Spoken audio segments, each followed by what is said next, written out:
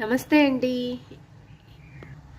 ఈరోజు శుక్రవారం పూజ వీడియో చూడండి. ఈరోజు పాలైతే అమ్మవారికి నైవేద్యంగా పెట్టాను. ఒక్కసారి ఇక్కడ మీకు ఒకటి చూపిస్తాను చూడండి. ఇవైతే తులసి కొమ్మలు అన్నమాట. అంటే చిన్న చిన్న ఆకులు నేను నీళ్ళల్లో పెట్టుకుంటాను. ఇలా పెట్టుకుంటే 4 to 5 డేస్ వరకు ఫ్రెష్గా ఉంటాయి. స్వామివారి దగ్గర ఇలా పెట్టుకుంటాను వాటర్లో పెట్టి. సో ఇప్పుడైతే నేను నైవేద్యంగా పాలు పెట్టాను కదా,